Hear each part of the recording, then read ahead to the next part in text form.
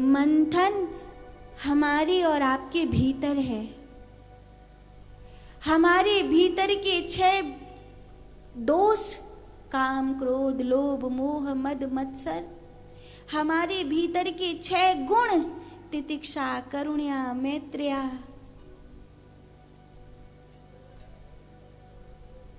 निष्ठा, शरणागति, संतोष, प्रेम, जब भीतर युद्ध होता है ना, ऐसे मुसलमानों की और अंग्रेजों की कहावत है कि इश्क और जंग में सब जायज है। ऐसे ही अंग्रेजों की कहावत है फेयर इन लव वॉर, मुझे अंग्रेजी नहीं आती, पर उनकी भी ऐसी कहावत है। पर याद रहे ये हिंदुओं के लिए नहीं है। यहाँ कभी किसी ने नहीं कहा कि युद्ध में और प्रेम में सब होता है, ऐसा नहीं है।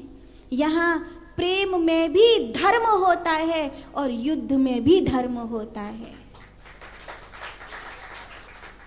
अगर सूर्यास्त हो गया और शंख बज गया युद्ध विराम का, तो शत्रु एक दूसरे के शिविर में भी होंगे तो वो उसको मारेगा नहीं।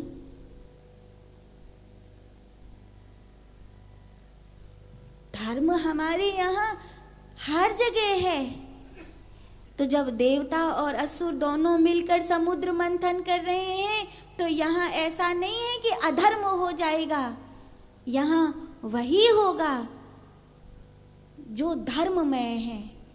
तो जब आपके भीतर, मेरे भीतर ये संघर्ष हो और मेरे षड विकार और मेरे षड संपत्ति आपस में आत्मा का विचार के द्वारा, ध्यान के द्वारा, साधना के द्वारा घर्षण होने लगे, तो ये सत्य है कि उसमें जहर उत्पन्न होगा।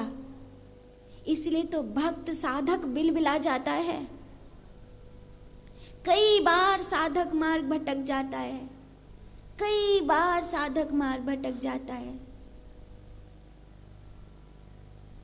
लेकिन उसे भरोसा रखना चाहिए, उसे भरोसा रखना चाहिए कि आज भले जहर निकला है, गुरु को पुकार ले, किसी दिन गुरु इस जहर को पी लेंगे और अमृत प्रकट होगा, अर्थात परमात्मा प्रकट होंगे। जब शिव ने देवताओं के इस अनुरोध को स्वीकार किया और महादेव ने विष पिया, महादेव का कंठ नीला पड़ गया। माँ तारा ने उनको अपना दुग्ध पिलाया, माँ बन गई वो उनकी। पूरा संसार, कोई जल चढ़ाने लगा, कोई बेलपत्र चढ़ाने लगा, कोई आक धतूरा चढ़ाने लगा।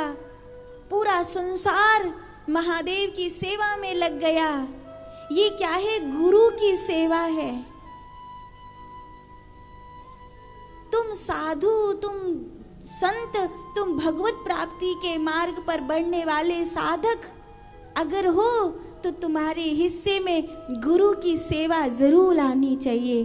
तुम्हारे हिस्से में अगर गुरु की सेवा नहीं आ रही है, तो तुम्हारे पांव अभी भगवत प्राप्ति की ओर नहीं बढ़ रहे हैं।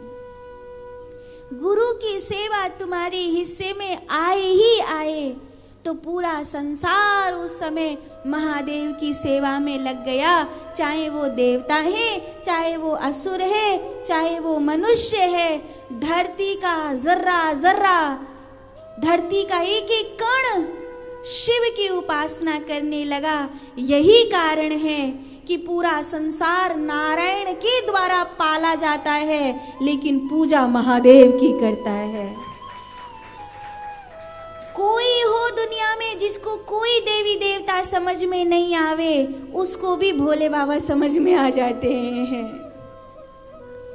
जिसको कोई नहीं समझ में आता, उसको भी भोले बाबा समझ में आ जाते हैं। और इस धरती पर महादेव को देखना है तो वो सदगुरु हैं।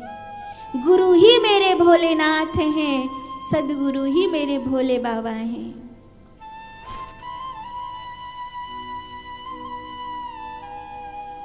मैं कई बार मेरे गुरुजी को देखती हूँ, मुझे नहीं लगता कि कैलाश वाले भोले बाबा में और मेरे गुरुजी में कोई अंतर है। वो वाले भोले बाबा में और ये वाले भोले बाबा में इतना ही अंतर है कि वो आसन बांधे ध्यान लगा करके बैठे हैं, बड़ी मुश्किल से द्वार खोलते हैं, और मेरे वाले भोले बाबा रीझ कर तुरंत द्वार खोल देते हैं। सदगुरु ही महादेव हैं, गुरु ही महादेव हैं।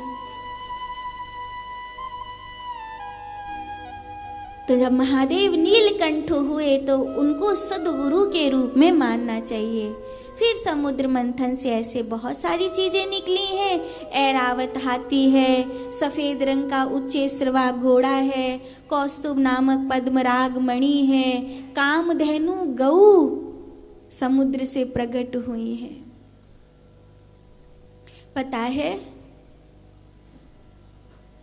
इस धरती पर जब कृष्ण आते हैं, इस धरती पर जब राम आते हैं, इस धरती पर जब परशुराम आते हैं, इस धरती पर जब वामन आते हैं, इस धरती पर जब नरसिंह आते हैं,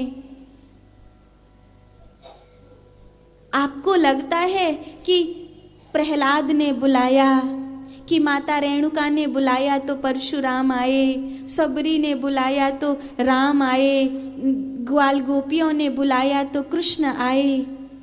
पर एक राज की बात बताऊं, जब जब इस धरती पर भगवान आए हैं, कामधेनु ने बुलाया है, तभी भगवान इस धरती पर आए हैं।